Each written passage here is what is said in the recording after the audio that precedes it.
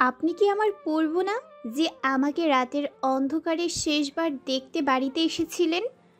পূর্বের পা থেমে যায়, কণ্ঠধ্বনি শীতলতায়। চোখ বন্ধ করে দীর্ঘশ্বাস ছাড়ার চেষ্টা করে। শরীর বিনা অসুখে প্রচুর দুর্বল দুর্বল লাগছে, মাথা ঘোরাচ্ছে, ব্রেন সকল বডির অ্যাক্টিভিটি কন্ট্রোল করতে পারছে না। পূর্ব নিজেকে শক্ত করে মুখ না ঘুরিয়ে জোর গলায় বলল, না। শব্দটা উচ্চারণ হতে দেরি। পূর্ব দ্রুততার সাথে রুম থেকে চলে গেল।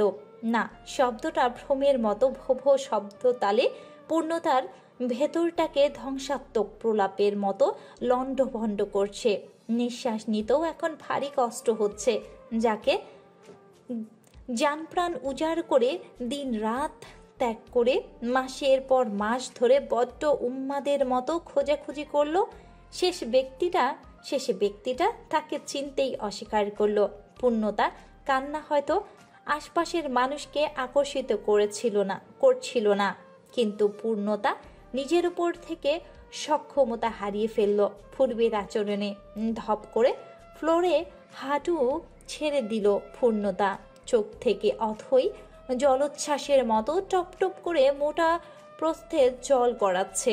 খানিকটা সময় না পেরুতেই বাইরে থেকে দৌড়ে এলো শ্রেয়া। পূর্ণতাকে ফ্লোরে বসে নির্বিকার ভঙ্গিতে কাঁদতে দেখে বুকটা মোচড়ে এলো তার। শ্রেয়া দৌড়ে পূর্ণতার কাছে এসে হাঁটু ভেঙে ফ্লোরে বসলো। নানা প্রশ্নে ছড়াছড়িতে নিশ্চলভাবে বসা কান্নারত পূর্ণতাকে বিদ্ধ করলো। পূর্ণতা অনেকক্ষণ পর শ্রেয়ার জোড়া জুড়িতে মুখ তুলে তাকালো, কিন্তু ঠোঁট ভেদ করে কিছুই বলতে পারল না। শীতলতায় আবেশে স্নিগ্ধ চোখ দুটো দিয়ে নির্বিঘ্ন অশ্রু ঝরাতে লাগলো পূর্ণতা। শ্রেয়া অস্থির হয়ে আইমানুর রাজীবকে ফোন করে ঠিকানা বলে এদিকে আসতে বলল। সেই সাথে সংক্ষিপ্ত করে বলল পূর্ণতার ঘটনা। ওরা দুজন দৌড়াতে দৌড়াতে খালি রুমের ভেতরে ঢুকে মধ্যখানে পূর্ণতা ও শ্রেয়াকে দেখতে পেল। আইমানের চেয়ে এক দফা জোরে দৌড় দিল রাজীব। পূর্ণতার সামনে ওরা হাঁটু মুড়ে বসতেই এক ঝাঁক প্রশ্নের তীর ছুড়ে দিল। তোকে দেখে কাঁদছিস কেন পাগল? তোর পূর্ব পশ্চিম বাইরে বসে আছে, যা কথা বল। রাজীব আইমানকে বাধা দিয়ে বলল, ব্যাটা দিন দিন কি তোর বুদ্ধি পায়ের তলা চলে যাচ্ছে? ওর হাল দেখে গেস করতে পারছিস না ওই পূর্ব বদমাসটা যে কিছু করেছে? পূর্ণতা, আমার দিকে তাকিয়ে বল, ওই পূর্ব তোকে কি করেছে? আইমান রাজীবকে আলতো ধাক্কা দিয়ে পূর্ণতার সাথে থেকে সরিয়ে চেঁচিয়ে বলে উঠল, পূর্ণতার চিন্তা আমারও আছে রাজীব। শুধু শুধু ঘটনা পুরো না জেনে কাউকে দোষী সাব্যস্ত করা উচিত না। রাগ তোর দোষী সাব্যস্ত করা করে। আমি কি এখানে ড্রামা সিরিয়াল দেখতে বসে আছি? আমার সামনে আমার ফ্রেন্ড এভাবে কাঁদবে আর আমি বসে বসে ললিপপ খাবো? ফাজলামো করিস? রাজীব, বাড়াবাড়ি করছিস কিন্তু। থাম বলছি। পূর্ণতার কাছ থেকে ঘটনা না জেনেই লাফাবে না, কাহিনী কম কর। আইমানের শাসন বাণীতে রাজীব চুপ করে গেল। আইমান পূর্ণতাকে স্বাভাবিক গলায় আশ্বস্ত দিয়ে বলে উঠল, আমরা এতদূর যখন আসতে পেরেছি, আমরা সফল হবই। পূর্বকে তোর কাছে এনে দিবই। পূর্ণতা, প্লিজ বল, পূর্বের সাথে কি কথাই হয়েছে? ও তোকে দেখে কি রিয়াক্ট করেছে? আইমানের পেছনে থাকা দূরবর্তী দরজার দিকে তাকিয়ে বলল উনি আমাকে চিনে না, উনি নাকি আমার পূর্ব না। পূর্ণতা। শ্রেয়া ক্ষিপ্ত গলায় তেড়ে বলল, বললেই হলো, বেটাকে মারলি না কেন? কষিয়ে দুটো লাগামহীন চর দিতে পারলি না? পূর্ণতা অশ্রুপূর্ণ চোখ দুটো দিয়ে শ্রেয়ার দিকে তাকিয়ে বলল, ওনাকে দেখলে আমার মারতে ইচ্ছে করে না শ্রেয়া। আমি ওনাকে মরে গেলেও চর মারতে পারবো না। আইমান ঝগড়াটে গলায় বলে উঠল, ঠাস ঠাস করে তো ঠিকই আমাদের দুটোকে মারিস। এখন জায়গা মতো হাত চালাবি, সেটাই এখন পারিস না। রাজীব আইমানের পাশ থেকে সুর টেনে পড়ল, আইমান ঠিক বলেছে পূর্ণ, একটু মিথ্যা কথা বলেনি। তুই আমাদের। পূর্ণতা কঠিন গলায় বলে, আমায় পূর্ণ ডাকবি না রাজীব। রাজীব আহত হয়। কথা শেষ না করলেও পূর্ণতার হুঙ্কারে কথা বলতে কষ্ট অনুভব হচ্ছে। আইমান ব্যাপারটা টালার জন্য পূর্ণতাকে বোঝানে বাইরে যেয়ে পূর্বের সাথে কথা বলতে। কেন সে ছয় নয়ে গন্ডগোল পাকাচ্ছে? ইচ্ছে করে পূর্ণতাকে না চেনার ভান ধরার মূল রহস্য কি জানতে চাচ্ছে এক্ষুনি। পূর্ণতার কৌতূহলী মন নিয়ে উঠে দাঁড়ালো। ওড়না দিয়ে চোখ মুছে নিজেকে ঠিকঠাক করে আয়মান, শ্রেয়া ও রাজীবের সাথে বাইরে গেল। শ্রেয়া মাঝখান থেকে বলে উঠল, আইমান, কথাটা কি বলি? পূর্ণতা, তুইও শোন। পূর্ব ভাইয়া কিন্তু দেখতে সিরিয়াসলি হ্যান্ডসাম। এটা জাস্ট আমি না, তুইও বলতে বাধ্য। বল আইমান, তুই একসেপ্ট করছিস না? আয়মান পকেটে দুহাত ঢুকিয়ে ভাবুক মুখ করে বলল। হুম। রাজীব আরও একবার ক্ষুব্ধ হলো আয়মানের কথায়। আয়মানের কাছে কি পূর্ব খুব সুন্দর, রাজীব কি দেখতে হ্যান্ডসাম না? আশ্চর্য, যে ছেলেরা একটু অসুন্দর তাদের প্রেমে কি মেয়েরা পড়বে না? প্রেম পড়ার কোনো অধিকার নেই। রাজীব তো বেশ সুন্দর ছেলে বলেই পরিবার পরিজনের কাছে মুখরিত। তাহলে পূর্ণতার নজরে কেন সুন্দর লাগে না? শ্রেয়াও কি মনে হয় রাজীবের সুন্দর না? পূর্বের কথা এত গুরুত্ব দিয়ে কেন বলতে গেল ও?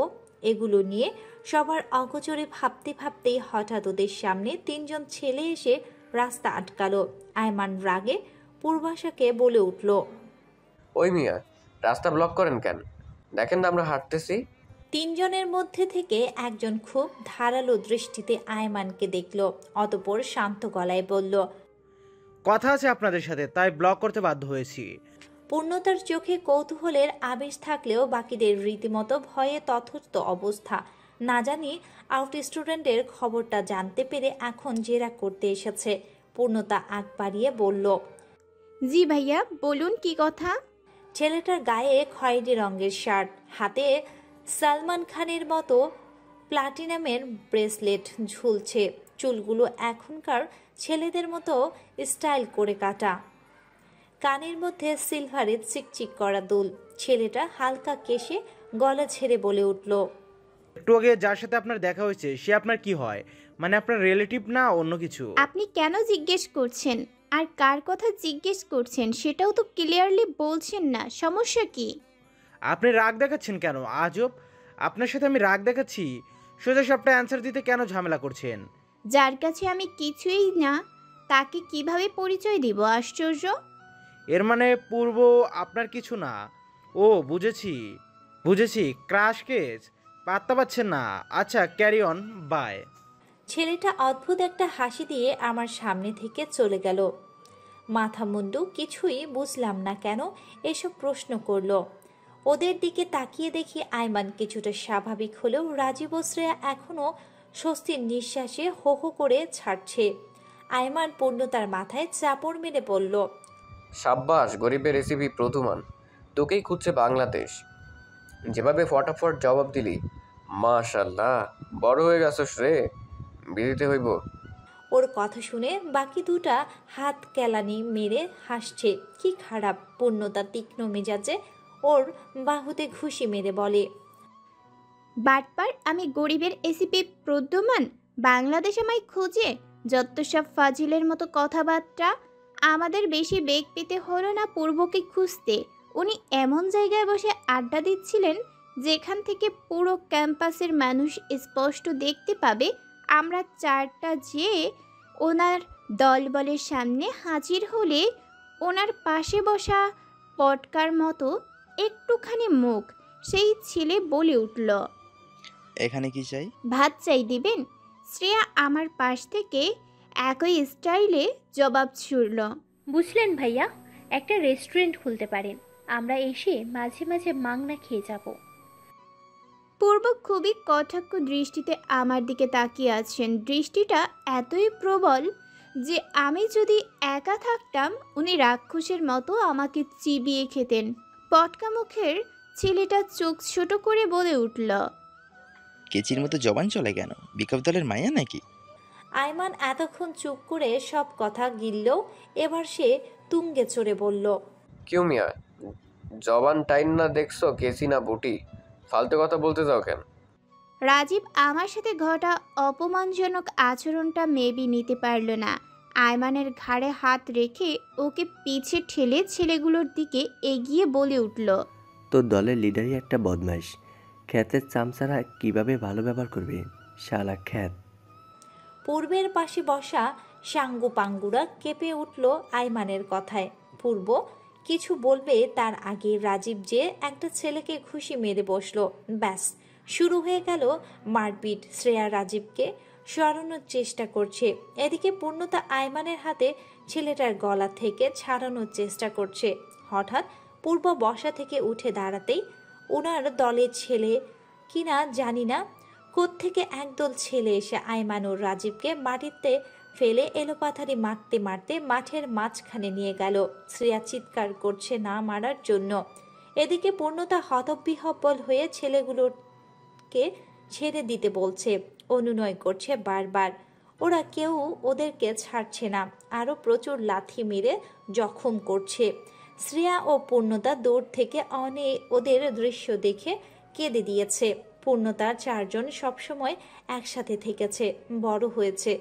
আজ পূর্বের ছেলেদের হাতে ওরা বিনা দোষেই মার খাচ্ছে। পূর্ব দাঁড়িয়ে দাঁড়িয়ে ওদের মার খাওয়া দেখছে, কিচ্ছু করছে না। উনি থামতেও বারণ করছে না, দূর থেকে শুধু চুপচাপ দেখছে। উনি কেন করছে এসব? পূর্ণতা শ্রেয়ার দিকে তাকায়। শ্রেয়া ঠোঁট উল্টে কান্না করছে, ওর গাল গড়িয়ে পড়া পানিগুলো হাতের তালুতে মুছতেই বলে উঠল, পূর্ণতা, পূর্ণতা, প্লিজ কিছু কর। এইভাবে চলতে থাকলে রাজীব আইমান দুজনেই মারা পড়বে। পূর্ব ভাইয়াকে ছেড়ে দিতে বল পূর্ণতা, পূর্ব ভাইয়াকে রিকোয়েস্ট কর। বলতে বলতেই চোখ কুঁচকে কেঁদে দিয়েছে শ্রেয়া। আমি কান্না চোখে মাথা পিছু ঘুরিয়ে পূর্বের দিকে তাকালাম। উনি আমার বন্ধুদেরকে মার খাওয়াচ্ছেন কেন? আমার জন্য? আমি কেঁদে দিয়ে বলে উঠলাম, পূর্ব কিভাবে দেখছি রে? ও আমার পূর্ব না, ও আমার পূর্ব হবেই না। ও আমার জন্য আমার বন্ধুদের উপর জাজ মেটাবে। আমার জন্য উনি। পূর্ণতার ঠোঁট কামড়ে শ্রেয়ার কাঁধে কপাল ঠেকিয়ে চোখের পানি মুছছে। শ্রেয়া নিজেকে কোনো রকম সামলে পূর্ণতাকে সোজা করে দাঁড় করিয়ে নাক টেনে চোখ মুছে বলল, চল, ভাইয়ার পা ধরতে হলেও ধরবো, তবুও আইমান ও রাজীবকে ছাড়াবই। তুই প্রমিস কর আর কখনো এই বদ ছেলেটার জন্য কাঁদবি না। খবরদার, যদি কাঁদিস তাহলে মনে রাখবি আইমান আর রাজীব তোর কেউ না।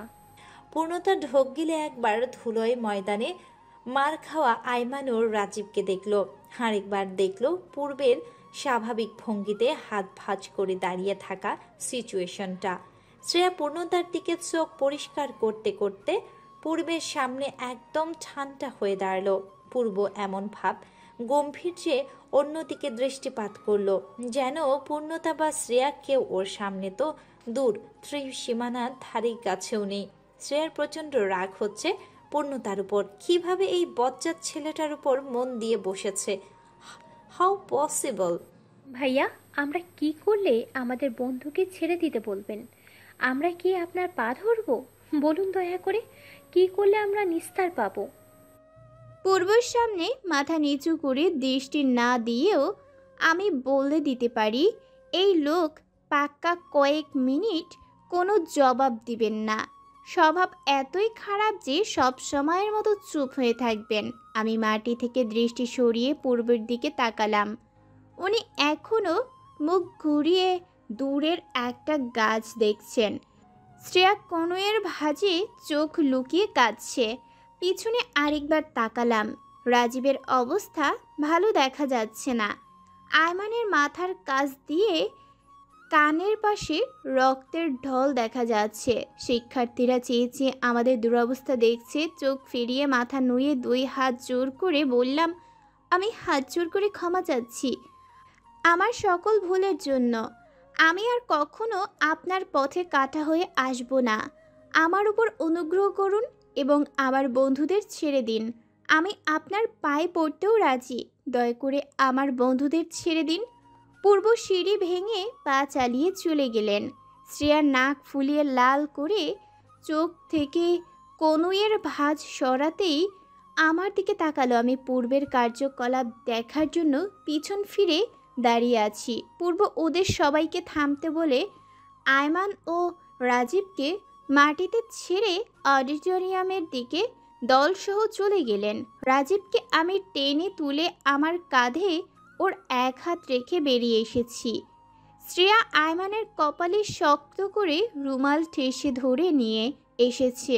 একটা ওভার ঠিক করে আমরা ফার্মেসি থেকে ওষুধ কিনে আমার বাসায় পৌঁছাই।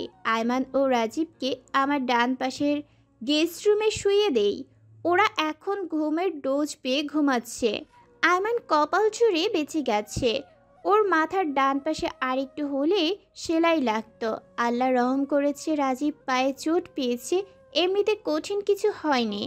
শ্রেয়া ফ্রেশ হয়ে আমার একটা কুর্তি গায়ে বিছানায় বসে বাঁ দিকের জানালায় দৃষ্টি রেখে চুপচাপ।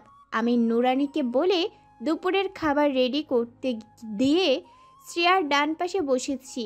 সামনের দেয়াল ছোট তারকাটায় ঝোলানো কালো দেয়াল ঘড়িটায় টিকটিক টিকটিক করে 3টা বাজছে।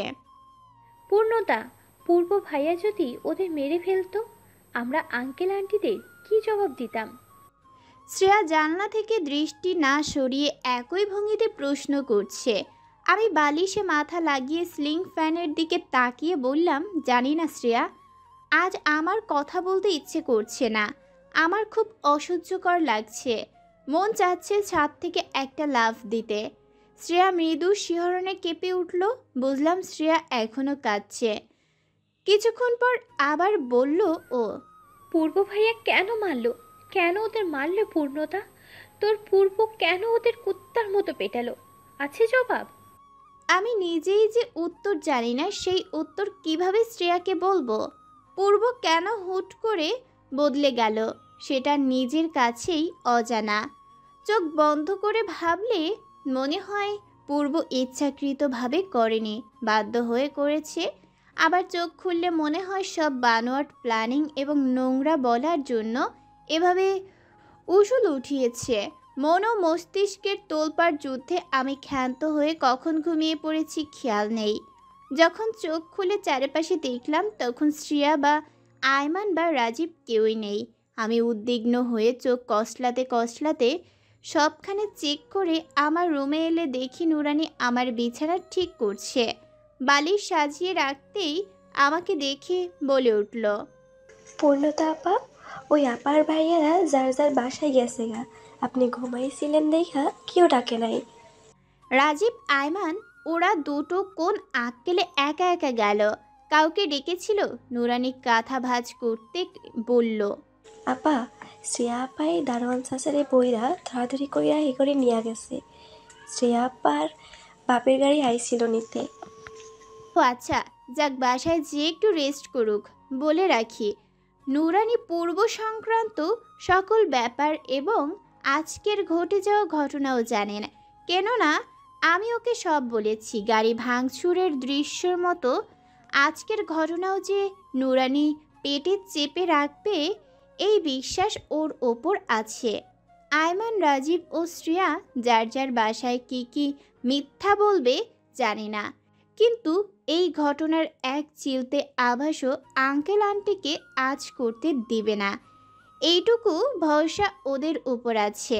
যত বিপদ নিজের ওপর নেবে তবুও আমাকে ধাক্কা দিয়ে হলেও বাঁচিয়ে দিবে, যার ফলাফল নিজেরা বাস খাবে, তাও আমাকে ছাড়া। রাতে খাওয়ার জন্য বাবা খুব জোর করলেও খেতে যায়নি। খাওয়ার ইচ্ছা নেই, বলতে গেলে বাঁচার ইচ্ছাও নেই। মানুষ মন থেকে কিছু চাইলে নাকি পায়। আমি তীব্র থেকে তীব্রতরভাবে পূর্বের খোঁজ চেয়েছি, কিন্তু যখন পেলাম আর বলতে পারছি না এ ব্যাপারে। শব্দগুচ্ছ নেই। মানুষ সত্যি কোনো স্বপ্ন দেখা বা তীব্র ইচ্ছা করতে নেই। যখন স্বপ্ন বা ইচ্ছা যে কোনো একটা পূর্ণ হয় না, তখন রক্তাক্ত হবে ভেতরটা। আমাদের সমাজে তো যন্ত্রণা বোঝার কেউ নেই, সবাই তো থাকে ক্ষতিগ্রস্ত করার চেষ্টায়। পরদিন ভার্সিটি থেকে বেরিয়ে একটা ব্যাচ শেষ করে উদ্দেশ্যহীন পথে হাঁটা ধরেছি। বিকেল 4টা বাজলেও আকাশে তাকালে মনে হয় সন্ধ্যা 7টা। ঝড়ো বাতাসের সাথে ঝুম বৃষ্টির আগমনী বোঝাচ্ছে বিকেলটা। বাসায় নুরানি এই সময় ঘুমায়, টুকটাক কথা হবে না, তাই যাওয়াটা বৃথা। হাঁটতে হাঁটতে মানুষের ব্যস্ত পসরা গুটিয়ে তড়িঘড়ি করে রাস্তা ফাঁকা করতে দেখছি। আচ্ছা, বৃষ্টি আসলে মানুষ তাড়াহুড়ো করে কেন? বৃষ্টিতে ভিজে মনের গ্লানিগুলো ঝেড়ে ফেলতে চায় না কিসের জন্য।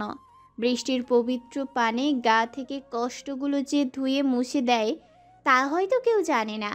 বলতে না বলতে ঝমঝমিয়ে বৃষ্টি নামলো। রাস্তায় দাঁড়িয়ে আকাশের মুখ করে বৃষ্টি অনুভব করতে অদ্ভুত শান্তি লাগছে। চোখের পানির সাথে বৃষ্টির পবিত্র পানি একাকার হয়ে গাল বেয়ে রাস্তায় পড়ছে। কি দারুণ না! কেউ দেখতে পাচ্ছে না সোডিয়াম ক্লোরাইডের নোনা বিন্দুকণা। আচ্ছা পূর্ব, আপনি এই শহরের বৃষ্টিটা অনুভব করছেন, দেখছেন কি ঠান্ডা? আমার খুব যন্ত্রণা হচ্ছে। আপনি সেগুলো জীবনেও দেখবেন না।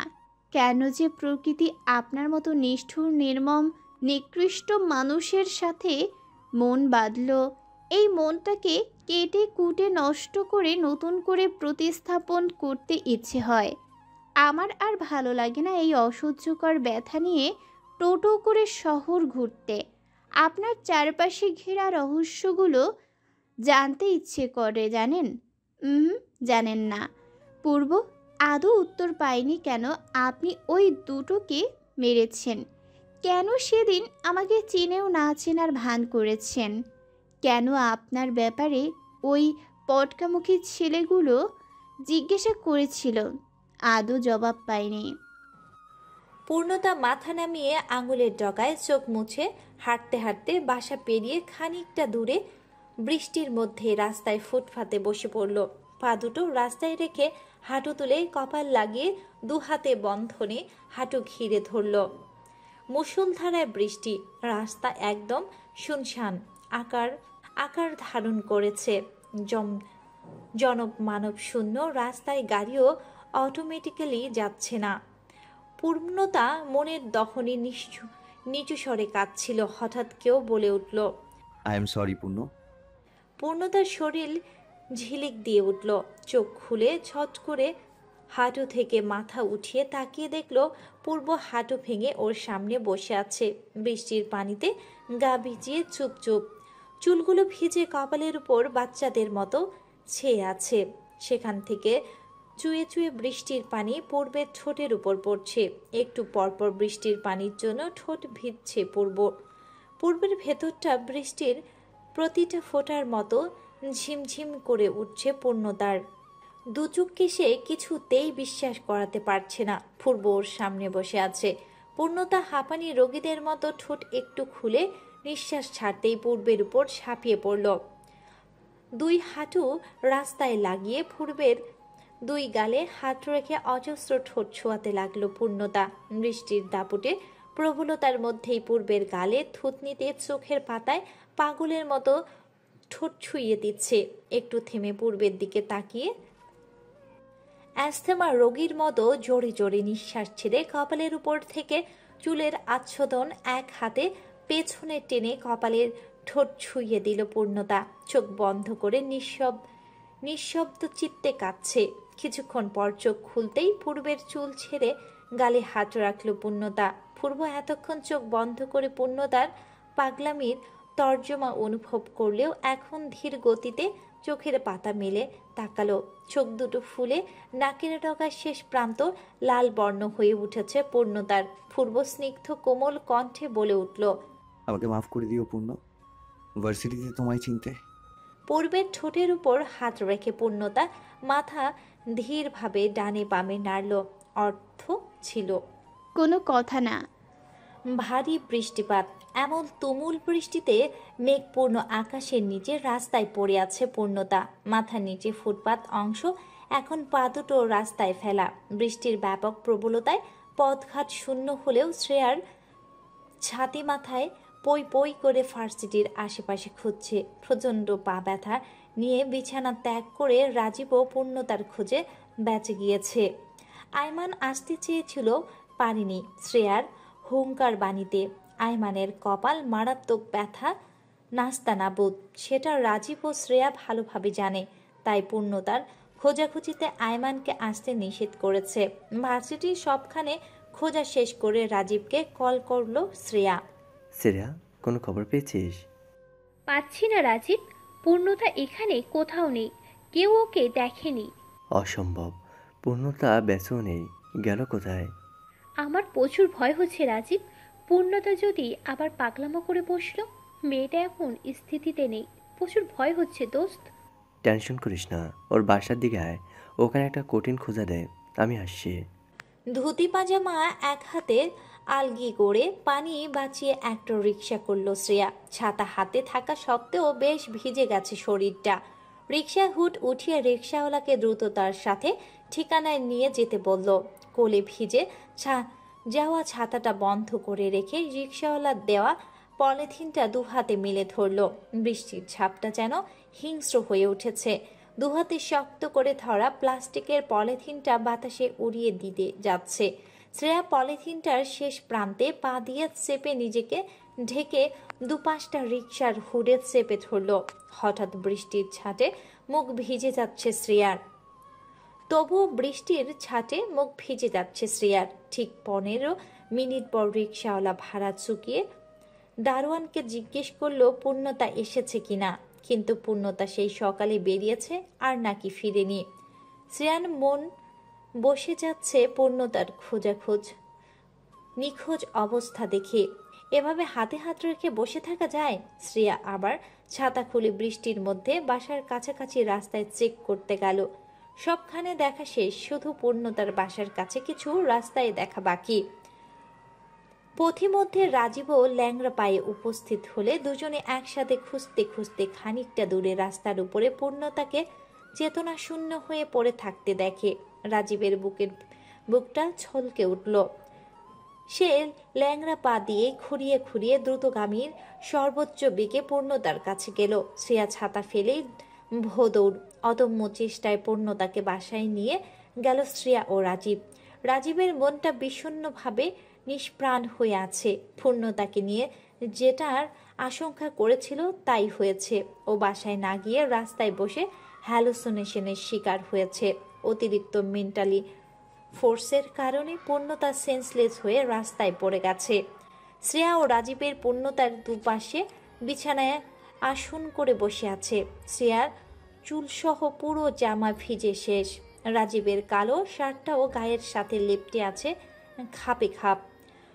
নুরানি দুটো টাওয়াল দিয়ে চা আনতে গেলে চলে গেল। বেশ খানিকক্ষণ পরে শ্রেয়ার নীরবতা ছিন্ন করে বলে ওঠে, রাজীব, আমি কিছুই ভাবতে পারছি না পূর্ণতাকে নিয়ে। ও এমন ছিল না, ওর ব্যবহার কখনোই এমন ছিল না। আজ যদি আমরা খুঁজে না পেতাম। রাজীব ডান হাত দিয়ে চুলগুলোকে পেছনে ঠেলে মুখ ভর্তি নিঃশ্বাস ছাড়ল। পূর্ণতার ঘুমন্ত মুখের দিকে তাকিয়ে বলে উঠল, ওকে সাইকিয়াট্রিস্টের কাছে নিবে। এভাবে চলতে থাকলে পাবনা পাঠাতে আর সময় লাগবে না। আন্টি যদি বাই মিস্টেকও এই ঘটনার ব্যাপারে জানে তো? চোখ বন্ধ করে আরেকটি দীর্ঘশ্বাস ছাড়ল রাজীব। শ্রেয়ার দিকে তাকিয়ে বলল, আমি কালই সাইকিয়াট্রিস্টের অ্যাপয়েন্টমেন্টে কনফার্ম করছি। আয়মানকে আমি বুঝিয়ে বলবো, তুই জাস্ট পূর্ণতাকে হ্যান্ডেল করিস, কেমন? ঠিক আছে রাজীব, একটা কথা বলবো? ফর্মালিটি করছিস কেন বলতো? অ্যাকচুয়ালি ফর্মালিটির প্রয়োজন ছিল তাই।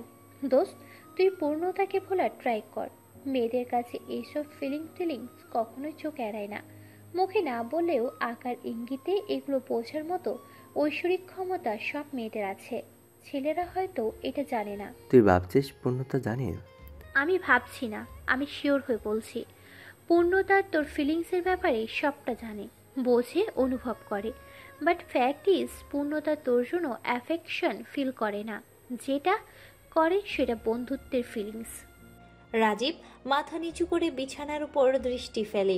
মন প্রচণ্ড খারাপ লাগছে, প্রচণ্ড। রাজীব, তুই যেমন আমার বন্ধু, পূর্ণতাও সেম। আমি চাই না তোর জন্য আমাদের এই 4 জনের ফ্রেন্ডশিপটা নষ্ট হোক। তোর ছোট্ট ভুলের কারণে পূর্ণতা আরও প্রেশারে পড়ুক। অবশ্যই তুই এটা চাস না। রাজীবের উত্তরে কি বলবে জানা নেই। পূর্ণতা নামক দুর্বলতার কাছে রাজীবের স্থির বুদ্ধি সম্পূর্ণ মাথাটা কাজ করে না।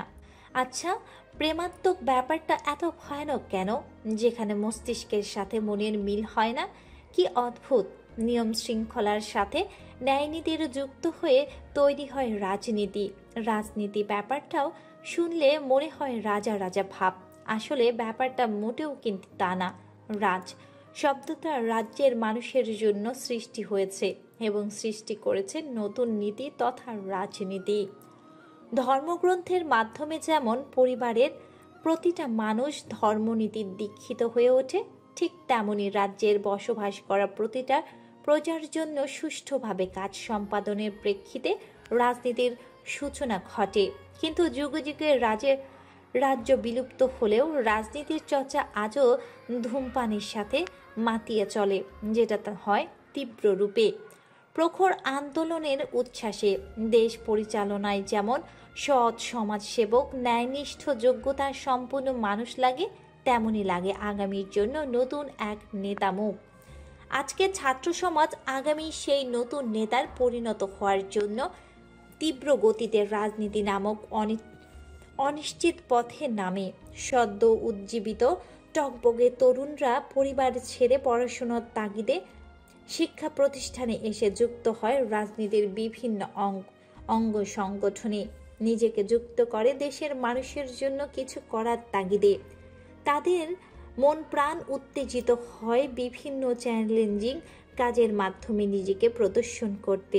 সবার মধ্যে নিজেকে পরিচিত করার মতো সুপ্ত খায়েশ থাকে, যেটা মেয়েদের ক্ষেত্রে কম, তবে ছেলেদের মধ্যে দেখা যায় বড্ড বেশি। ছেলেরা সবার কাছে সমাদৃত হতে চায়, পরিচিত মুখ হতে চায়, মানুষ তাদের এক নামে চিনুক, তা যেন খুব বেশি করেই যায়। তা যদি হয় রাজনীতি, তাহলে তো কথাই নেই।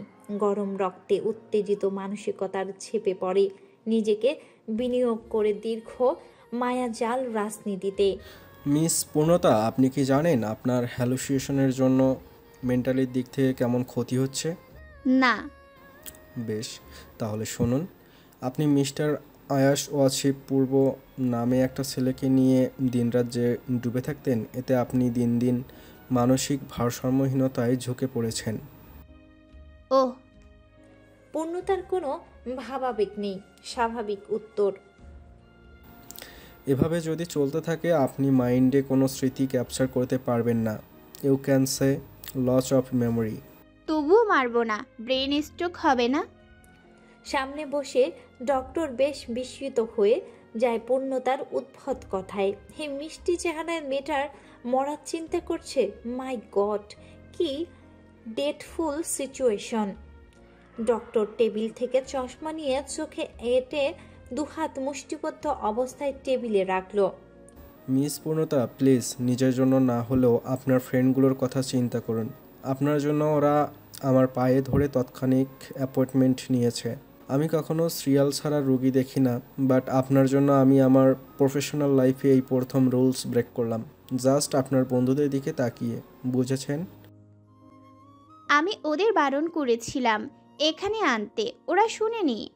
ওরা আপনার সিচুয়েশন টলারেট করতে পারছে না মিস। প্লিজ নিজেকে প্রিপেয়ার করুন।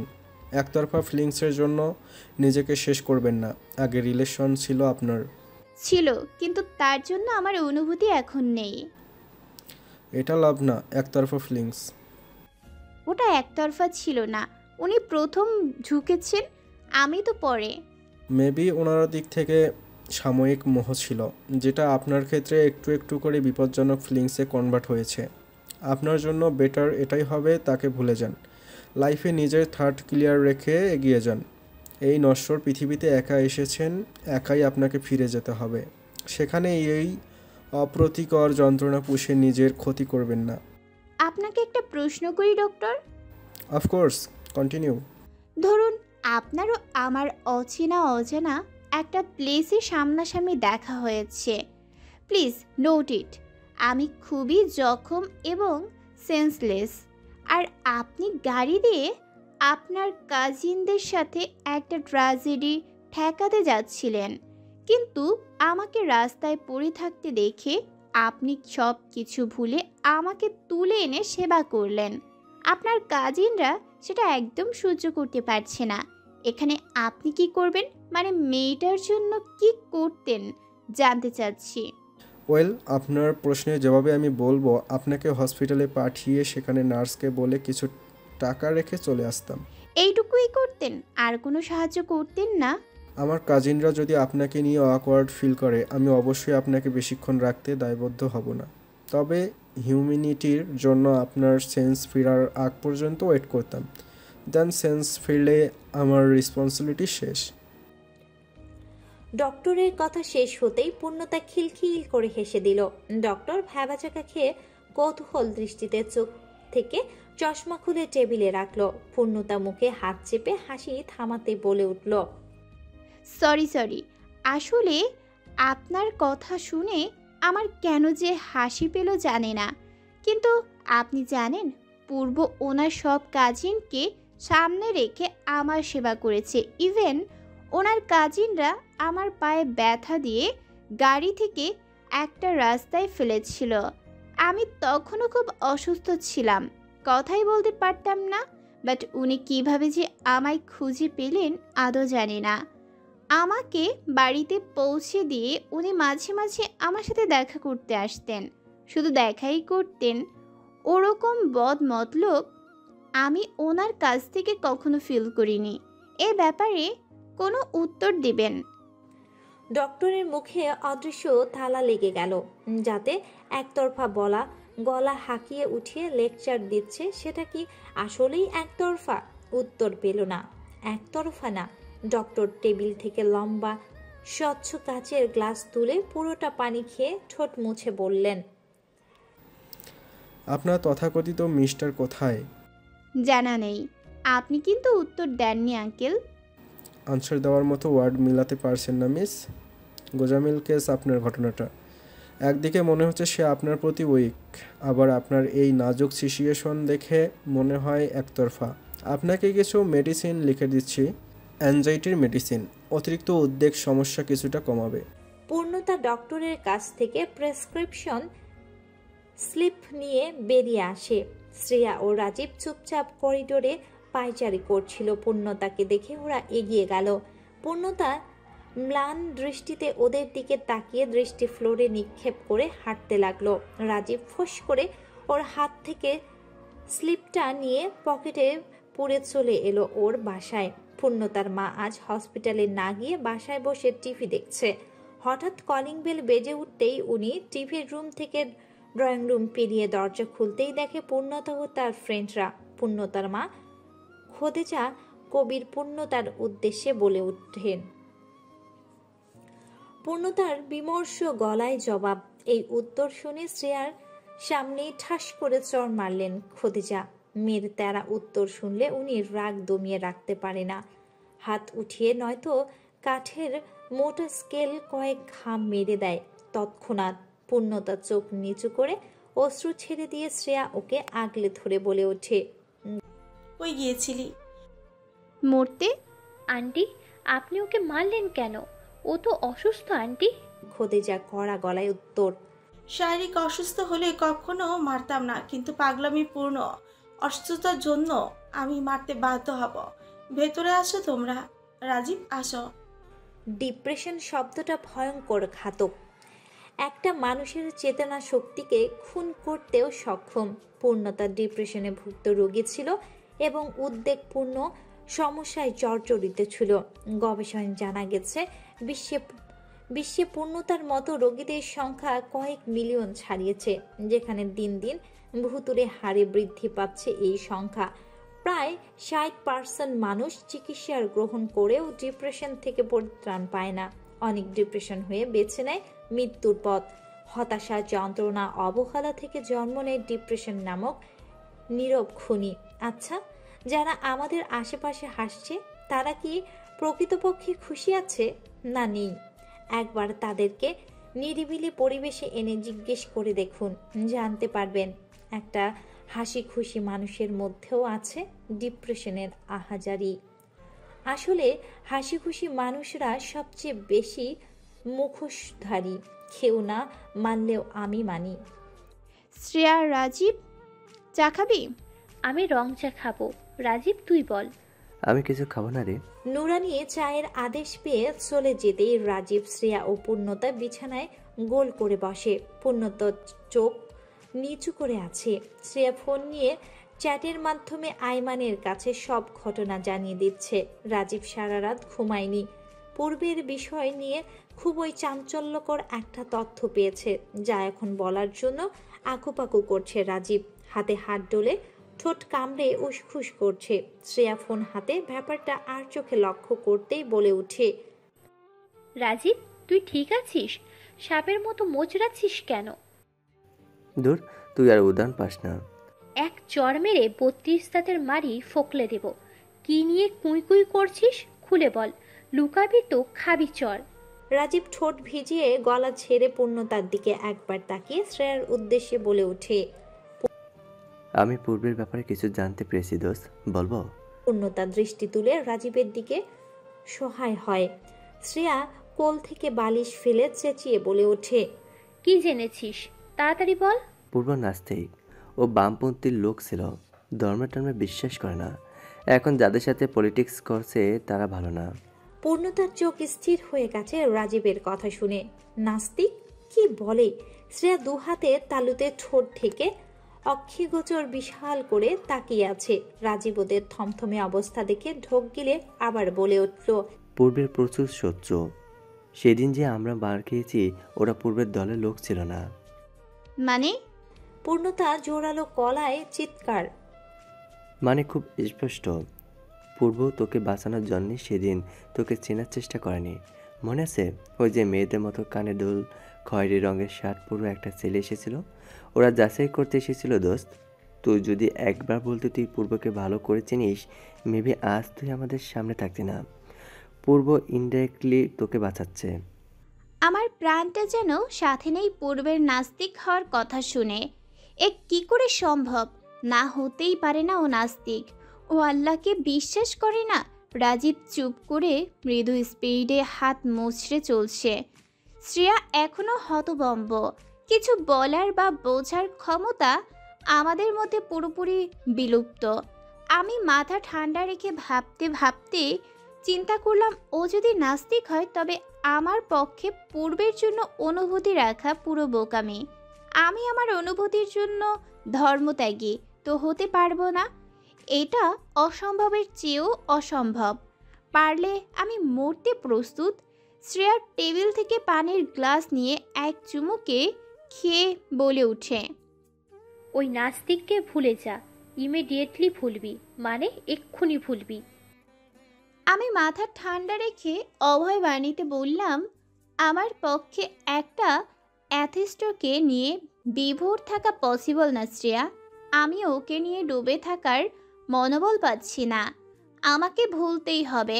রাজীব চট করে আমাদের কথার মাঝে বলে উঠে, পূর্ণ দেন, তুই পূর্বকে পাত্তা দিচ্ছিস না। রাজীবের মুখ থেকে পূর্ণ ডাক শুনলে আমার গা বারুদের মতো দাউ দাউ করে ওঠে। এই যে 100 বার বলি আমাকে পূর্ণ ডাকবি না, তাও নির্লজ্জের মতো ডাকতেই থাকবে। তুই কি দিন দিন স্মৃতিশক্তি হারাচ্ছিস রাজীব? আমি বারবার চিৎকার করে বলার পরও কেন পূর্ণ পূর্ণ করিস? আমি তোকে পূর্ণ ডাকলে তোর এত জ্বলে কেন? আমি কি গালি দিয়েছি? তোর সাথে কথা বলার বিন্দুমাত্র ইচ্ছা শক্তি আমার নেই। Just shut your mouth.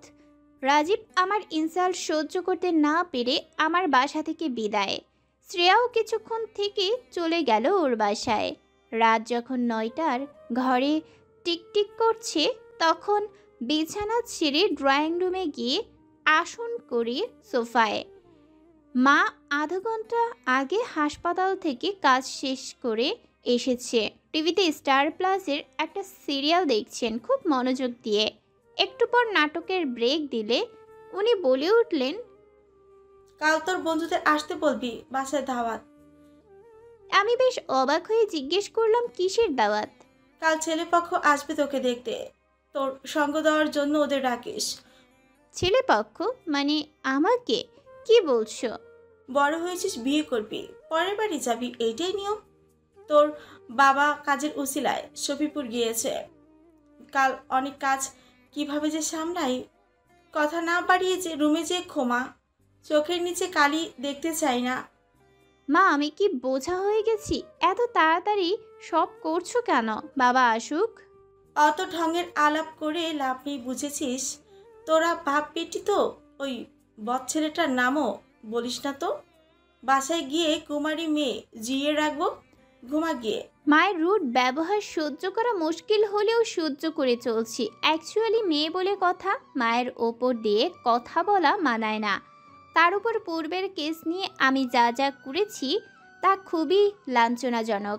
এমতো অবস্থায় বিয়েতে মত দেওয়া নিয়ে যদি মা জোরও করে আমি পিছপা হব না। পূর্বের মতো নাস্তিকের সাথে আমার চিন্তা করার চেয়ে অপরিচিত একটা ছেলেকে বিয়ে করাও শতগুণে ভালো। আচ্ছা, মা আমার সাথে এমন কটাক্ষপূর্ণ আচরণ করেন কেন? সবসময় অজানা কারণে আমার সাথেই উনি সবচেয়ে নিকৃষ্ট আচরণ করেন। আমি কি ওনার পেটে ধরা সন্তান না? আমাকে গালাগাল দিয়ে কথা বলতেও উনি একবার ভাবেন না। কি অদ্ভুত! সকাল থেকে নতুন একটা শাড়ি পরে হরদমে কাজ করছে মা।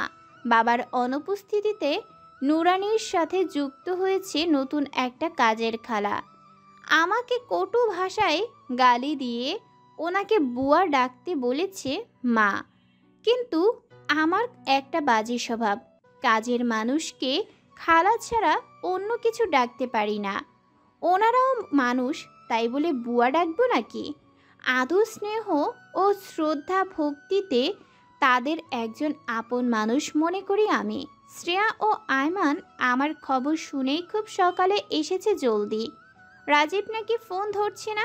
না ধরুক, ওই বদমাইশটার সাথে কথা বলা তো দূর, দু চোখে দেখতেও ইচ্ছে করছে না। পূর্ব আমাকে পূর্ণ ডাকে বলে এটা ওকে বোঝানোর পরও কেন পূর্ণ বলে ডাকবে? না আসুক। বিছানায় বসে আয়মান ও শ্রেয়া মায়ের দেয়া ছেলের ছবিগুলো খুঁটিয়ে খুঁটিয়ে দেখছে। ওদের ভাষ্যমতে এই ছেলেটা দেখতে একদম নাক চ্যাপটা চাইনিজ রোগীদের মতো লাগে। মোট কথা, ছেলেটা একটুও সুন্দর না। ছবিটা আমিও দেখেছি, তবে মায়ের ওপর দিয়ে কথা বলার সাহস হয় না। হঠাৎ মা দরজায় দুটো টোকা মেরে ভেতরে ঢুকে আমার দিকে একটা শপিং ব্যাগ এগিয়ে বললেন, শাড়িটা পরে রেডি হ, ছেলেপক্ষ রওনা দিয়েছে। আমি হাত থেকে ব্যাগ নিয়ে বিছানা থেকে নেমে শাড়ি চেক করতেই মাকে পেছন থেকে বলল আয়মান। আন্টি, ছেলে কি করে? মা মাথা ঘুরিয়ে বলে উঠলে, বিসিএস কোয়ালিফায়ার। মা একটা হাসি দিয়ে চলে যেতেই আয়মান বলে উঠে, এই পোলার বয়স কম হইলেও 32 হইব। হালারে দইরা লাইট থাইতে মন চাইতেছে। শ্রেয়া সেই কথায় কান না দিয়ে আমার দিকে তাকিয়ে বলে উঠল, আন্টি শাড়ি দিল? এই, তুই তো শাড়ি পরতে পারিস না। আয়মান শ্রেয়ার কথা টান মিলে বলে উঠল, ফাটাকেষ্ট আইডিয়া দেই। লুঙ্গির মতো দিবি গিট্টু, এরপর দিবি কয়েক প্যাস, ব্যাস শাড়ি পরা শেষ। শ্রেয়ার মুখটা এমন কুচকে গেল, হাত উঠিয়ে ধাম করে আয়মানের শক্ত পিঠে থাবা মেরে নিজের হাতে ফুফু দিয়ে দিতে দিতে বলে উঠল, তোকে মারতে যেয়ে আমি নিজেই ব্যথা পাই। উফ, আমার হাত, আম্মু! আয়মান বিরক্তির সুরে বলে উঠল, নেক্সট টাইম চিকা তোর মুখে নিম পাতার ফিডার ঢুকাইয়া দিব, তারপর আম্মু আম্মুর করিস বলদা। বুড়া ছেড়ি এখন বিয়া দিলে 3 বাচ্চা সামলাবি, এখনো ব্যথা পাইয়া বলস আম্মু? তুই প্রচুর ডিসকাস্টিং আইমান। আমি বুঝেই পাই না তোর সাথে আমার ফ্রেন্ডশিপ টিকে কি করে। সাফাবাজি করার ইচ্ছা নাই শ্রেয়া, অবজা।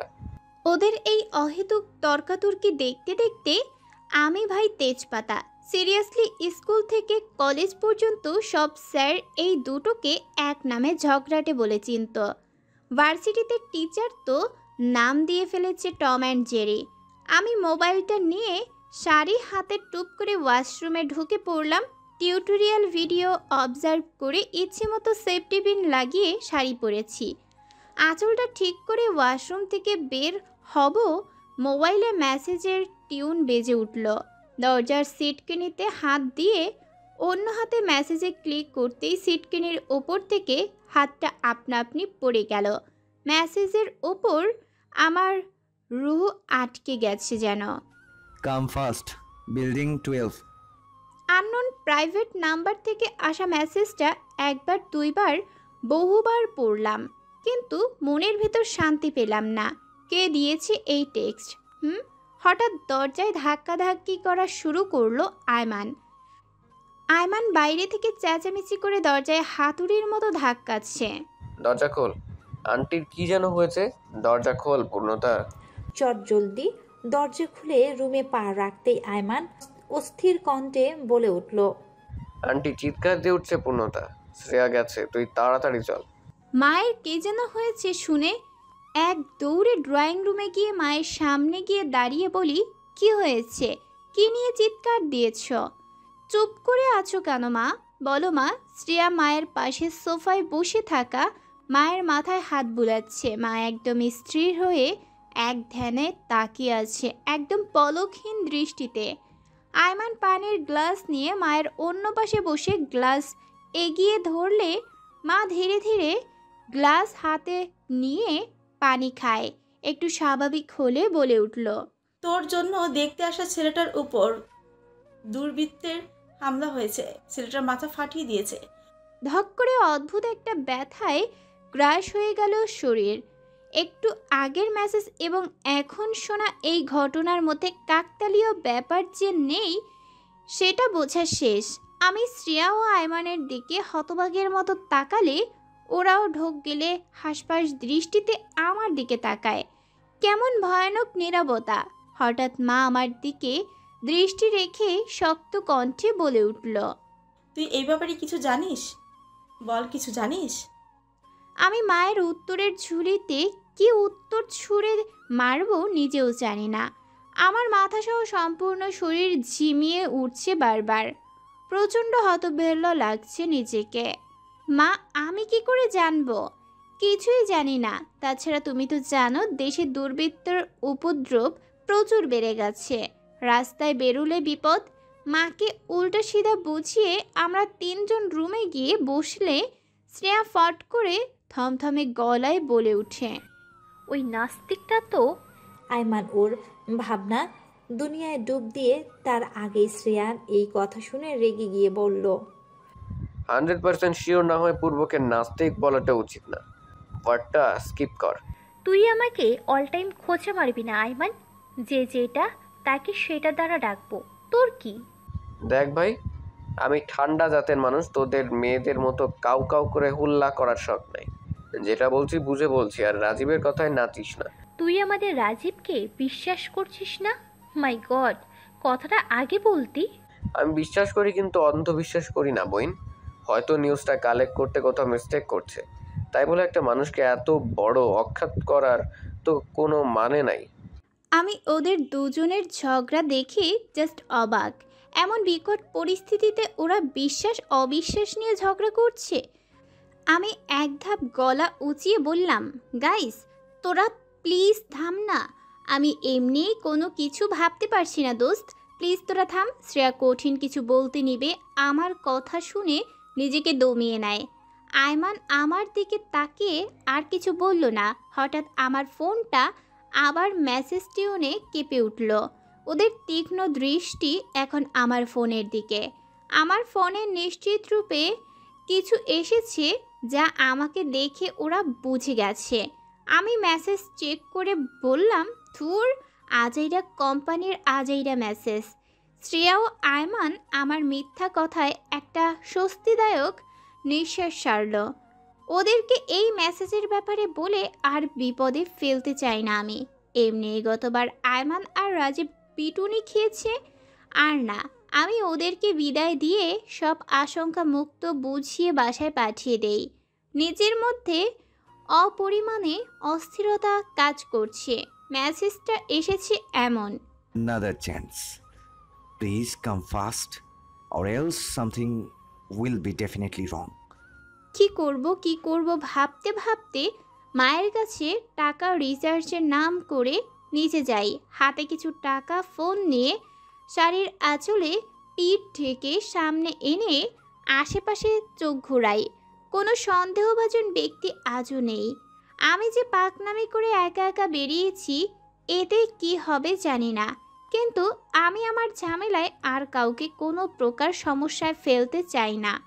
বাসার গেট থেকে বেরিয়ে সোজা রাস্তাটা ধরে 10 মিনিট হেঁটে ডানে বাঁক নিলেই 12 নম্বর পরিত্যক্ত বিল্ডিংটা। আমি সে অনুযায়ী বিল্ডিংটার সামনে গিয়ে দাঁড়ালে ফোনে আরেকটা মেসেজ মৃদু টিউনে বাজিয়ে আসে। Look around. কার নাম্বার? মানে আশেপাশে একটা গাড়ি থামানো আছে। আমি ফোন থেকে চোখ তুলে ডানে বাঁয়ে দেখতেই ঠিক বাম দিকে একটু দূরে রাস্তার কাছে কালো গাড়ি থামানো। গাড়িটার নাম্বারের সাথে ফোনের মেসেজে দেয়া নাম্বারটা আরেকবার চেক করলেই বুঝি এটাই সেই গাড়ি। ফোনের স্ক্রিনে একদম উপরের দিকে টাইম শো করছে 12:30 PM। এই দুপুরের দিকে একা যাওয়াটা ঠিক হবে? শ্রেয়া আয়মানকে বললে বড্ড বিপদে ফাঁসবে, মাকে বললে বিরাট কাণ্ড ঘটিয়ে ফেলবে, আর কাকে বলবো? জোরে একটা নিঃশ্বাস ছেড়ে আঁচলটা আরেকটু টেনে ধীরে প্রকৃতিতে গাড়িটার দিকে এগিয়ে যাচ্ছি। প্রত্যেকটা পদক্ষেপে আমার বুকের ভেতর তালগোল ধুকপুক ধুকপুক শব্দ ছন্দপ্রকরণ করছে। ছিটকে বেরিয়ে আসতে চাইছে হৃৎপিণ্ডটা। এই বিল্ডিংটা যখন গার্মেন্টস ফ্যাক্টরি ছিল তখন প্রচুর লোক সমাগম হতো। এখন আমার চারপাশে মানুষ বলতে ছোট ছোট টোকাই ছেলেগুলো খেলছে। বিপদের দোয়া জপতে জপতে গাড়িটার দরজার কাছে দাঁড়ালে ভেতর থেকে বাঁ দিকের দরজাটা খট করে খুলে একটু ফাঁকা হয়ে যায়। কে ভেতরে, কেন এখানে ডেকেছে, এইসব প্রশ্নের উত্তরে আমি বাইরে ঠায় দাঁড়িয়ে থাকলে আমার ফোনের টানা চতুর্থবারের মতো মেসেজ আসে। Enter the car. Why are you standing outside? মেসেজটা পড়ে একটু খোলা দরজায় হাত দিয়ে পুরোটা খুলতে ভেতরে থেকে একজোড়া হাতের ভয়ঙ্কর টানে সিটের উপর ছিটকে পড়লাম। ধক করে বুলেটের ট্রেনের মতো হৃৎপিণ্ড ছুটছে। শরীরের সমস্ত লোমস্তর কাটা দিয়ে উঠেছে। কুচকানো চোখ খুলে দেখি পূর্ব সামনে বসে আছেন। উনি নিজের সিট বেল্ট খুলছেন। আমাকে আশ্চর্যভাবে তাকিয়ে থাকতে দেখে বলে উঠলেন, I'm not ghost. Why are you looking at me like this? পূর্ব ভূতের চেয়ে কম কিছু না। ভূতের মতো অদ্ভুতরে কাণ্ড করার ক্ষমতা বল ওনার বেশ আছে। আমার এখানে চোরের মতো কেন রেখেছেন সেটাই জানার বিষয়। গাড়ির ভেতরটা এমন যে কাউকে এখানে খুন করে কোপালেও মানুষের একটা চিৎকার ভুলেও বাইরে যাবে না। হঠাৎ উনি সামনের সিটে বসা কাউকে উদ্দেশ্য করে বললেন, প্রাইভেসি চাই? খাটাস করে ড্রাইভিং সিটের দরজা খুলে বেরিয়ে যায় একটা প্রাপ্তবয়স্ক লোক। আমি এখনও উদ্বিগ্ন হয়ে অস্থিরতায় ডুবে স্তব্ধ হয়ে ঢোক গিলছি। ড্রাইভারটা বের হতেই উনি প্রলয়ঙ্কারী টাইফুনের মতো আমার উপর ঝাঁপিয়ে পড়লেন। আমাকে শক্ত করে জাপটে ধরতেই আমার গা বরফ শীতল স্পর্শের মতো ঝিমঝিম করে উঠল। পুরো শরীরে বয়ে গেল শীতকালীন সিজনের মতো হিমপ্রবাহ। চুলের খোপা গুচ্ছে উনি 5টা আঙুল ঠিক চিরুনির ডাটের মতো ঢুকিয়ে ঘাড়ে রেখেছে। আরেক হাত অমসৃণ গালের সূক্ষ্ম সূচের ক্ষুদ্র দাড়ি আমার কানের পিষ্টে ঘষা খাচ্ছে। ওনার বক্ষস্থলে হাড় গোড়ের আড়ালে মাংসল যান্ত্রিক পিণ্ডটা খুব হাই লেভেলের রক্ত পাম্প করছে। উনি শীতল কোমর কণ্ঠে খুবই অস্পষ্ট স্বরে বলে উঠলেন, জড়িয়ে ধরবে না? সেদিনের মতো চলে যাব।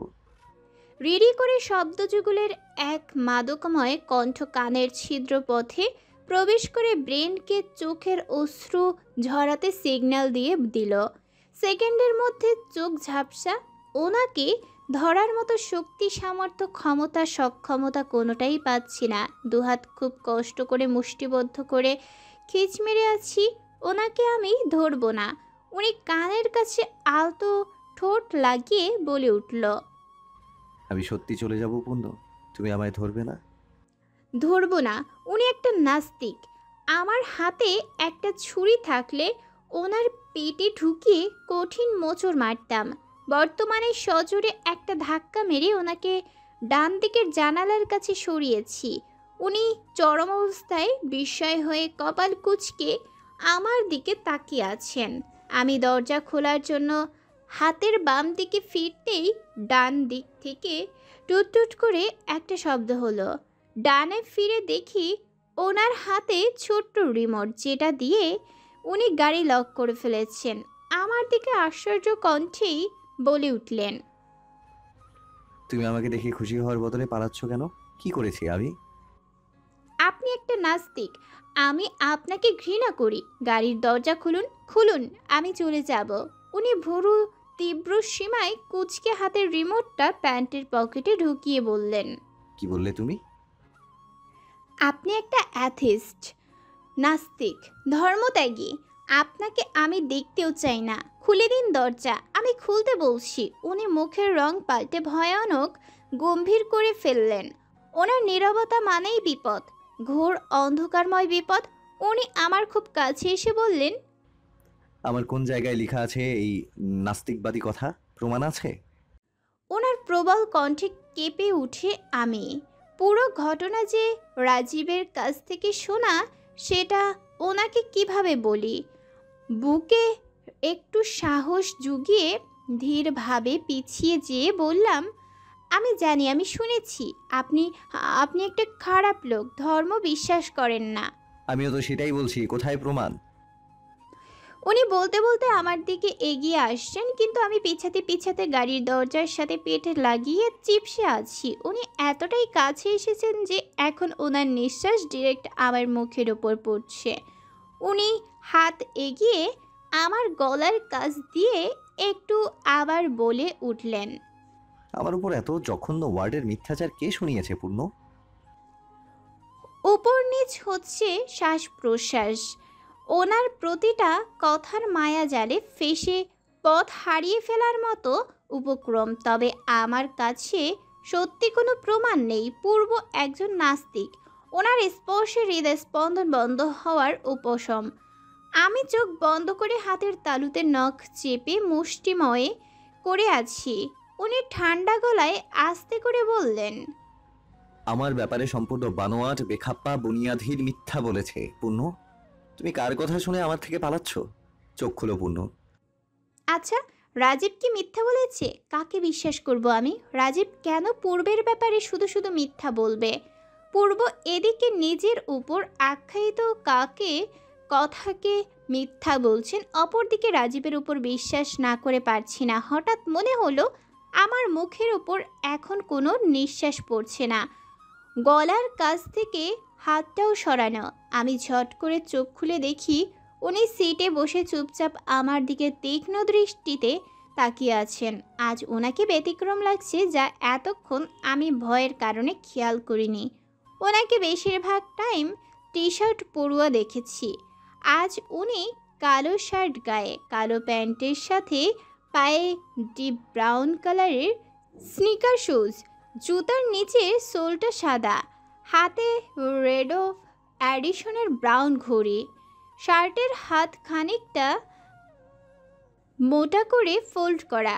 কল্পপূর্ণের সুন্দর মানুষটার বাস্তবে এভাবে ড্যাম হ্যান্ডসাম হয়ে বসে থাকলে খেয়ে ফেলতে ইচ্ছে করে টাইফলিং যাকে।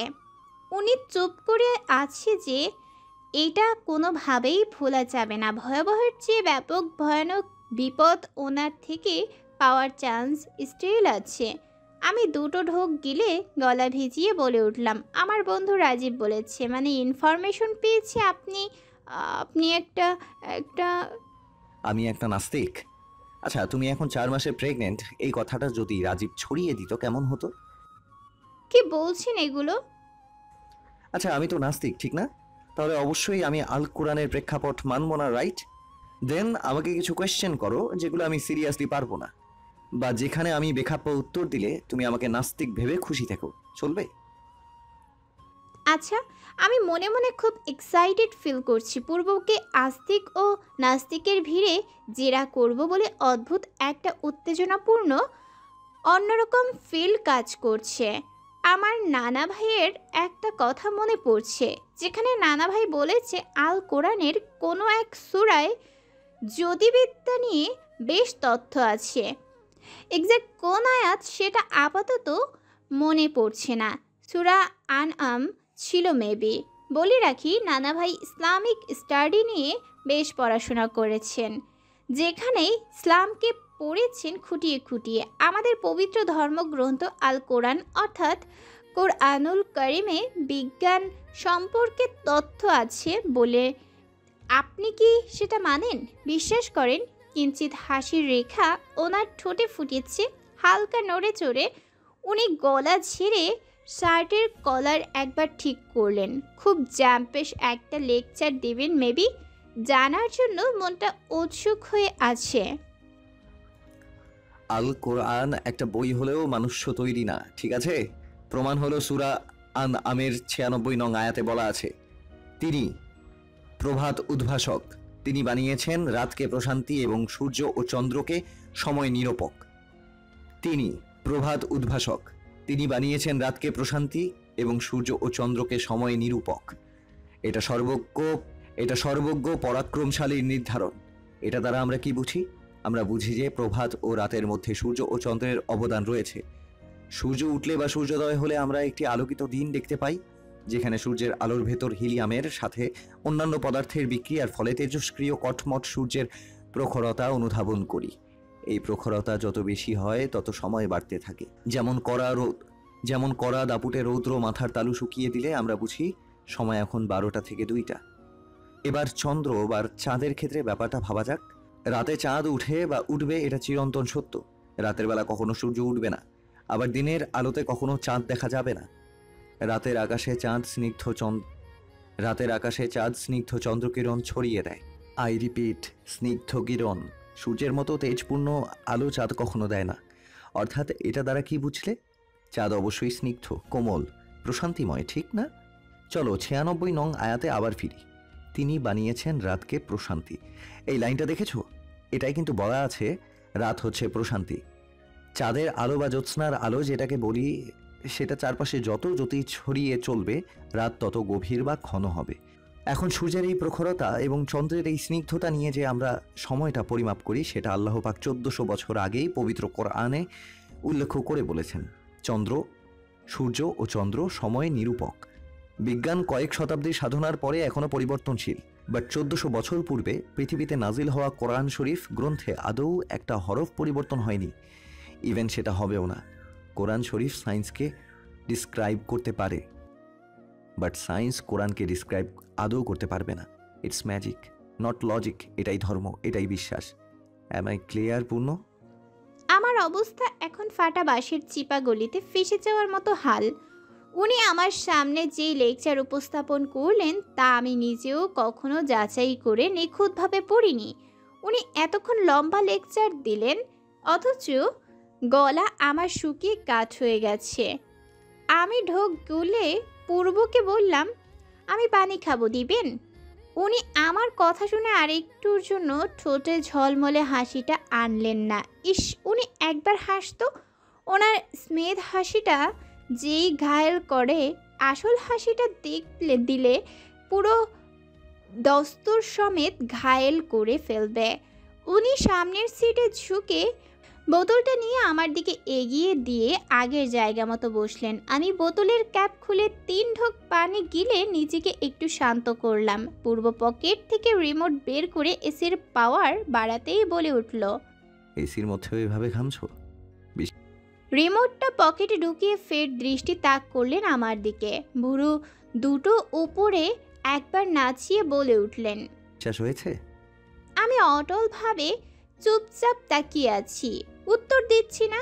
উনি আমার চুপটি দেখে ক্ষিপ্র গলায় বললেন, আল্লাহ পাকের কসম আমি নাস্তিক না পূর্ণ।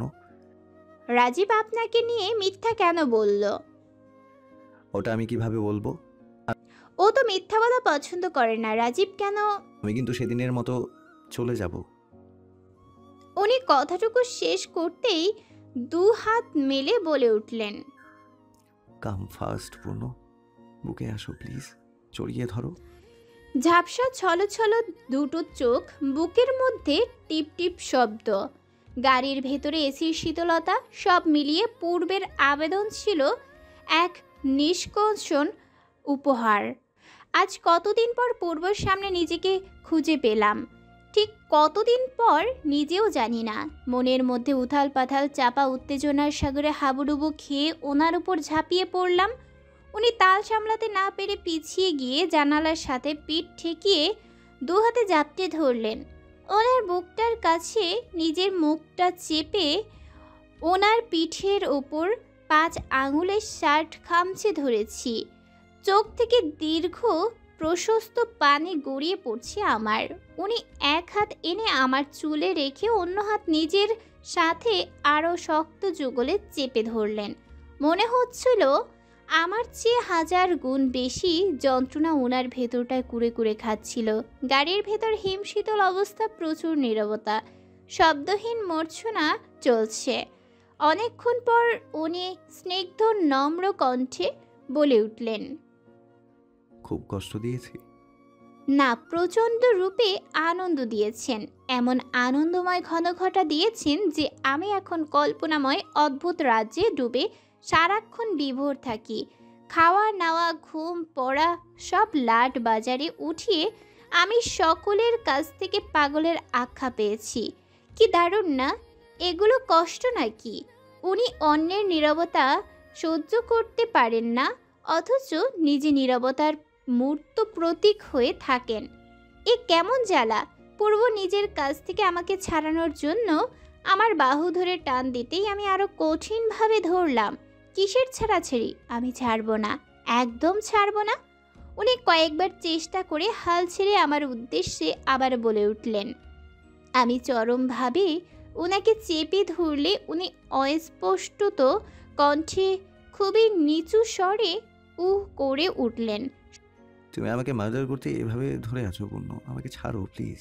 শব্দটা এতটাই নিচু ছিল যে কোনো পিঁপড়া কানেও পৌঁছাবে কিনা সন্দেহ আছে। আমি তড়িৎ গতিতে ওনাকে ছেড়ে দিয়ে উনি কুচকানো চোখ খুলে আমার দিকে তাকালেন। অনেকটা ব্যঙ্গতার সুরে বললেন, তুমি কি শাড়ি পরে আমাকে মেরে ফেলতে চাইছো পূর্ণ? এভাবে মার্ডার করার প্ল্যান? আপনাকে এমন কেন দেখাচ্ছে? করলেন কেন? তুমি তাহলে বুঝেছো? উনি আমার দিকে গম্ভীর দৃষ্টিতে তাকিয়ে শার্টের বোতাম খুলতে ব্যস্ত হলেন। কি করবেন উনি? শার্ট খুলছেন কেন? শাড়ির আঁচলে হাত শক্ত হয়ে এলো আমার। দুটো বোতাম খুলে শার্টটা ডান পাশে টেনে বেশ অল্প দায়ে বুক উন্মুক্ত করলে দেখি বুকের ওই জায়গায় রক্ত চিকচিক করছে। আমি অস্থির হয়ে ওনার ক্ষতপূর্ণ জায়গায় দ্রুত শাড়ির আঁচল চেপে ধরলাম। উনি এইসব ব্যথায় চোখ বন্ধ করে বলে উঠলেন, শাড়িতে কি লাগিয়েছো? সেফটি পিন ছাড়া কিছুই না। তোমার সেফটি পিনটা পুরো ঢুকে গেছে, চেক করো। আমি বাম হাতে ওনার বুকে আঁচল চেপে শাড়ির এপাশ ওপাশ দেখতেই একটা জায়গায় সিলভার রঙের সেফটি পিন পুরো লাল হয়ে আমার শাড়ির ওই জায়গাটা রক্তের ছোপ ছোপ লেগে আছে। অর্ধ ঝুলে থাকা রক্তমাখা সেফটি পিনটা টান দিয়ে শাড়ি থেকে বিচ্ছিন্ন করে ছুঁড়ে ফেললাম নিচে। উনি চোখ বন্ধ করে বলে উঠলেন, শাড়িতে সেফটি পিনের কোম্পানি দেখা যাচ্ছে, আমার হাতটাও রেড। কি করলে বলো তো? আমি ভ্যাবাচ্যাকা হয়ে আছি ওনার অবস্থা দেখে। আমি যে শাড়িটা সেফটি পিনের ওপর ডিপেন্ড করে পড়েছি সেটা ওনাকে কিভাবে বোঝাই? কণ্ঠ খাদে নামিয়ে বলে উঠি, শাড়ি পরতে পারি না, সেফটি পিনের সাহায্যে পরতে হয়েছে। আপনার কি খুব ব্যথা করছে? উনি চোখ বন্ধ করে জানালায় মাথায় হেলান দিয়ে বললেন, না। ক্ষত জায়গাটায় চেক করতে আঁচল সরিয়ে দেখি রক্ত পড়া বন্ধ হয়েছে, কিন্তু জায়গাটা ফুলে কঠিন লাল হয়ে আছে। সামান্য সূচ ফুটলেই কি যন্ত্রণা! বুকের নরম জায়গায় একটা সেফটি পিন ঢুকলে কেমন করুণ দশা হবে। উফ, কি করলাম! উনি তো ধাক্কা দিয়ে আমাকে সরিয়ে দিতে পারত, কেন দিল না? পূর্ব চোখ মিলে জোরে নিঃশ্বাস ছেড়ে সিটে সোজা হয়ে বসে শার্টের বোতাম লাগিয়ে ফেললেন। ফের দুই পাশে হাত প্রসার করে বললেন, আবার আসো। তখন ব্যথার জন্য পিসফুলি ধরতে পারিনি। আমি ওনার দিকে ড্যাব ড্যাব করে তাকিয়ে থাকলে উনি নিজেই আবার জড়িয়ে ধরেন আমাকে। আমার মাথাটা চেপে ধরলেন ওনার উষ্ণময় প্রশান্ত বুকে। একটু পর ঠোঁট জোড়া নামিয়ে আলতো করে স্পর্শ করলেন কানে। পূর্বের স্পর্শ ছিল স্নিগ্ধতায়, স্পষ্টত নবজাত গোলাপের ওপর আঙুল ছুঁয়ে আবেগান্বিত হওয়ার মতো উচ্ছ্বাস। স্বচ্ছ নদীর বুক থেকে ভাসমান শাপলা তুলে দুমুঠো হাতের যুগলে নিয়ে বুক ভরে নিঃশ্বাস নেওয়ার মতো উল্লাস। পূর্ব কি ছিল ওনার প্রতিটা কর্মে, প্রতিটা স্পর্শে, প্রতিটা মুহূর্তে। বহু অব্যক্ত কথার ভাঁজে উনি আমাকে সুখকর অনুভূতিতে ভাসিয়ে নিয়ে যাচ্ছিলেন। প্রিয় মানুষকে সামনে পেলে সব মন গড়া অভিমান যেন ভেঙে যায়। হঠাৎ পূর্বের ঘড়ি থেকে টিকটিক করে শব্দ বেজে উঠল। উনি আমার পিঠের ওপর থেকে হাত উঠিয়ে সময় একবার পরখ করে আমাকে ছেড়ে দেওয়ার জন্য হাত নরম করে বলে উঠলেন, না। সময় হয়ে গিয়েছে পূর্ণ, আই হ্যাভ টু গো। ডুকরে কেঁদে উঠে পূর্ণতা। পূর্ণতাকে ছেড়ে শার্টের কলারে 2 হাত আঁকড়ে কান্না ভেজা সিক্ত কণ্ঠে টেনে টুনে বলে ওঠে, আগেলে হয় না, আর একটু থাকুন।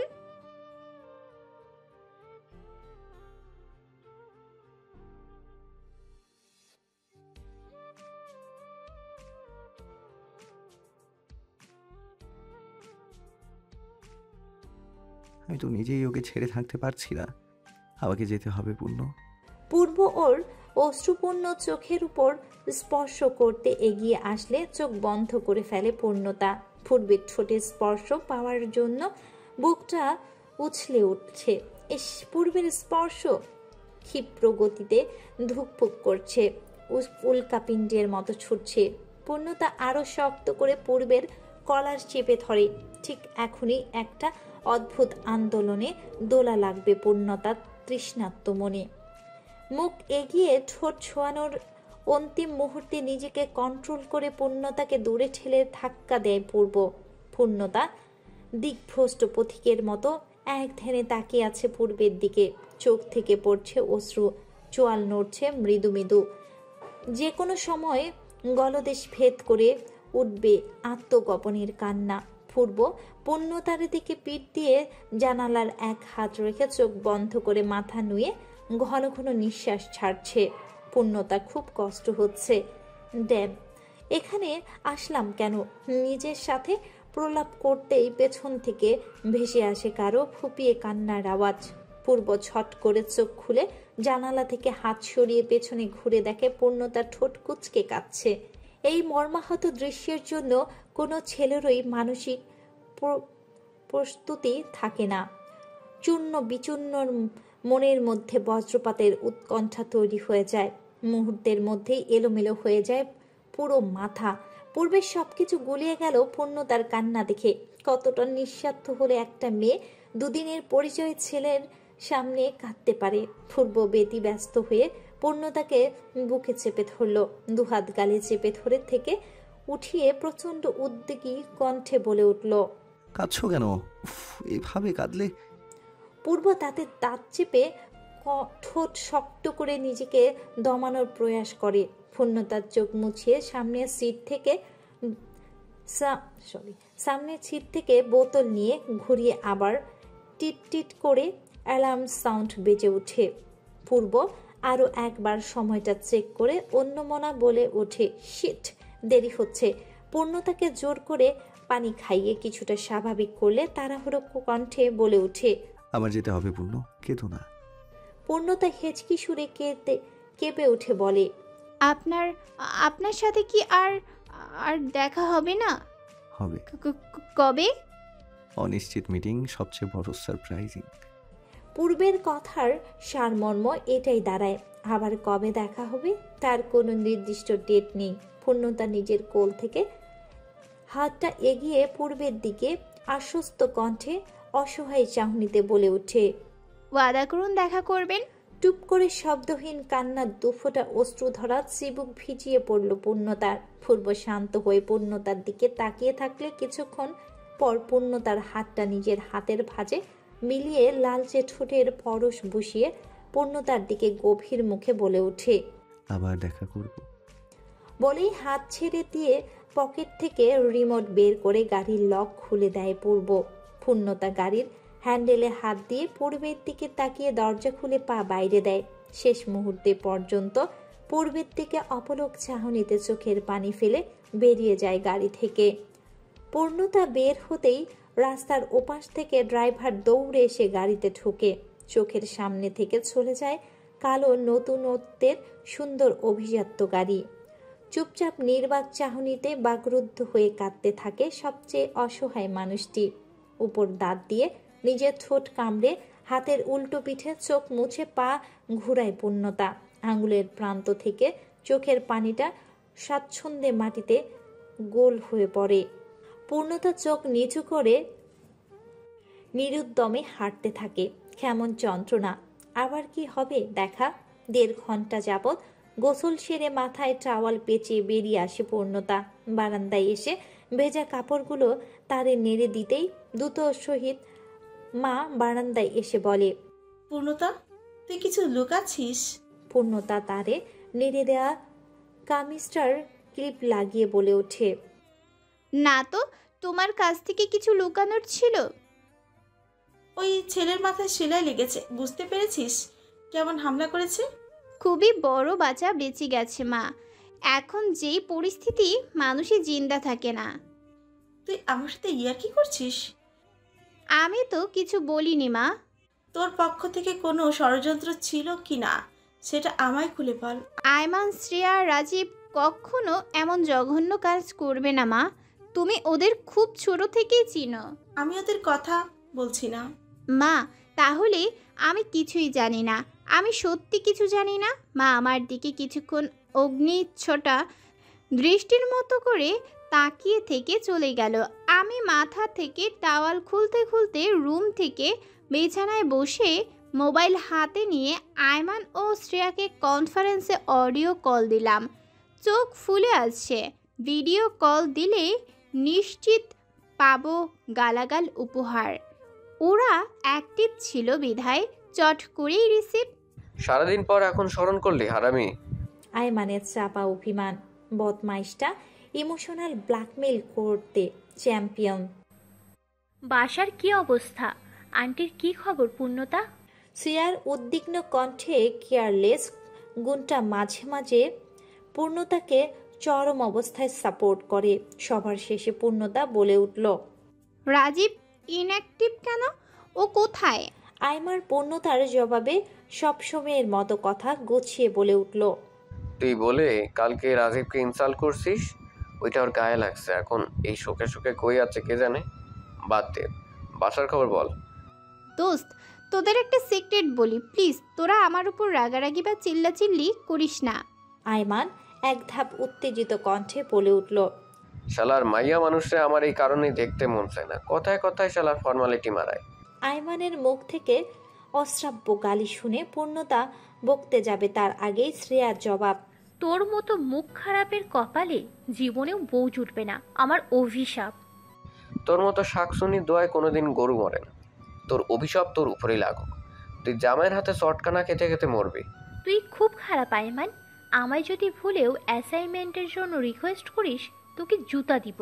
তোর জুতা আমি বিক্রয়.com-এ বিক্রি করে তোর বাসার নিচে কুত্তা ভাড়া করবো। দেশ তোরে কেমনে না চায়।